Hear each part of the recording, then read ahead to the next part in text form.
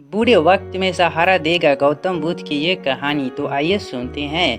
एक बार की बात है, प्राचीन भारत में एक गांव था जिसका नाम श्रीवस्ती था। इस गांव में लोग अत्यंत धार्मिक और शांति प्रिय थे।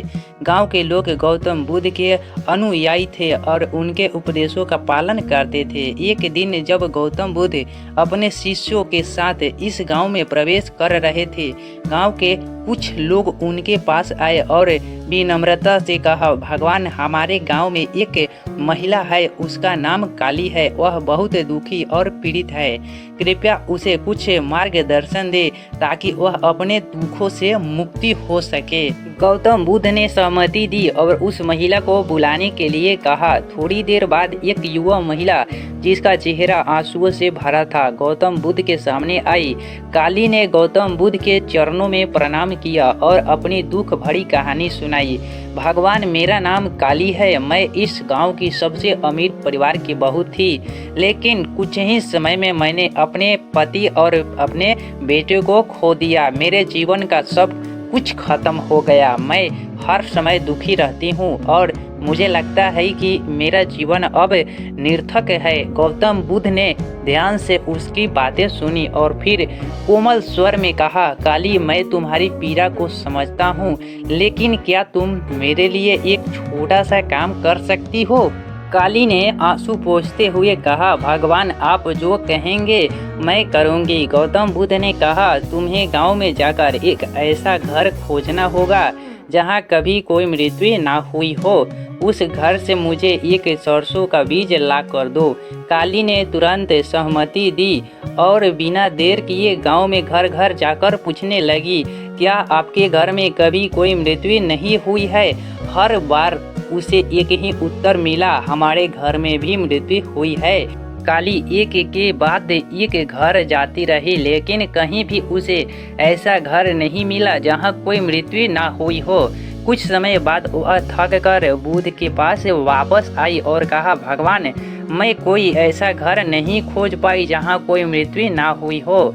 हर घर में किसी न किसी की मृत्यु हुई है। गौतम बुद्ध ने मुस्कुराते हुए कहा, काली, यही जीवन का सत्य है। मृत्यु एक अटल सत्य है जो सभी को समान रूप से प्रभावित करती है। तुम्हारा दुख स्वाभाविक है, लेकिन यह भी सत्य है कि तुम अकेली नहीं हो।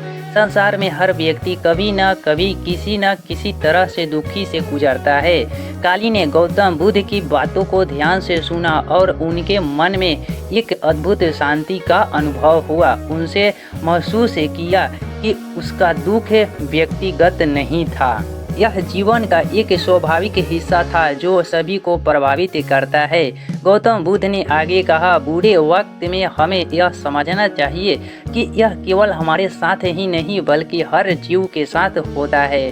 हमें दुख से भागने के बजाय इसे समझने की कोशिश करनी चाहिए। यह समझ ही हमें शांति की ओर ले जाती है। काली ने सिर झुकाकर बुद्ध से कहा, भगवान, मैं अब समझ गई हूँ कि दुख केवल मेरा नहीं है, यह जीवन का हिस्सा है और इसे स्वीकार करना ही सबसे बड़ा ज्ञान है। गौतम बुद्ध ने उत्तर दिया, सही कहा काली, दुख और सुख दोनों ही जीवन के अंग है। हमें इन्हें सामान्य रूप से स्वीकार करना चाहिए। इस समझ से ही हम बुरे वक्त में खुद को संभाल सकते हैं। काली ने गौतम बुद्ध के चरणों में प्रणाम किया और कहा, भगवान, आपने मुझे आज जीवन का सबसे बड़ा सबक सिखाया है। अब मैं अपने दुख को जीवन का हिस्सा मानकर जीना सीखूंगी। गौतम बुद्ध मुस्कुराए और बोले, यही सही मार्ग है। जीवन में संतुलन और धैर्य रखना ही महत्वपूर्ण है। बुरे वक्त में भी हमें अपनी आत्मशक्ति को नहीं भूलना चाहिए। उस दिन के बाद से काली ने अपनी सोच बदल दी। उसने अपने दुख को अपनी ताकत बना लिया और जीवन के हर पल को एक नई दृष्टि से देखना शुरू किया। गांव के लोग भी उसकी इस परिवर्तन को देखकर आश्चर्यचकित थे। वे गौतम बुद्ध के ज्ञान और उनकी शिक्षाओं का अनुसरण करने लगे। गौतम बुद्ध की यह कहानी काली के जीवन में नहीं बल्कि पूरे गांव में बदलाव लाने वाली साबित हुई। लोगों ने समझा कि दुख और पीड़ा जीवन के अनिवार्य अंग है और इन्हें स्वाभाविक रूप से स्वीकार करना ही सच्ची शांति ओर ले जाती है। कहानी का विस्तार और सीख समय बीतता गया और काली ने अपने जीवन में शांति और संतुलन बनाए रखा। उसने गौतम बुद्ध की शिक्षाओं का अनुसरण करते हुए अपने दुखों को एक नए दृष्टिकोण से देखना शुरू किया। उसने अपने गांव के लोगों के साथ अपने अनुभव साझा किया और उन्हें भी यही सिखाया कि जीवन के दुखों से भागना नहीं चाहिए बल्कि उन्हें समझना और उनसे सीखना चाहिए। गांव के अन्य लोग जो पहले अपने अपने दुखों में डूबे रहते थे, काली की बातों से प्रेरित हुए। उन्होंने महसूस किया कि उनके दुख भी व्यक्तिगत नहीं है बल्कि वे भी जीवन के स्वाभाविक अंग है। इस समझ ने उन्हें अपने जीवन में शांति और संतुलन बनाए रखने में मदद की।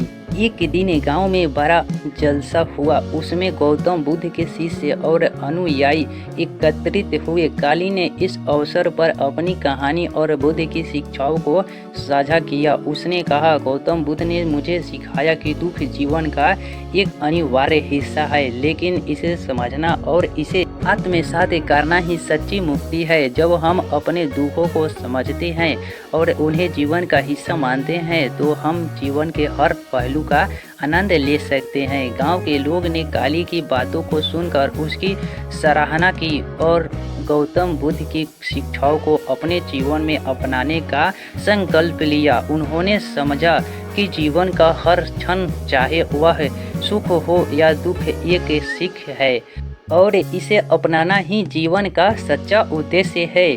गौतम बुद्ध की इस कहानी ने गांव के लोगों को जीवन को बदल दिया। उन्होंने बुरे वक्त में भी धैर्य और समझ बनाए रखी और अपने जीवन को एक नई दिशा दी। इस प्रकार गौतम बुद्ध की शिक्षा न केवल काली के लिए बल्कि पूरे गांव के लिए एक प्रेरणा बन गई।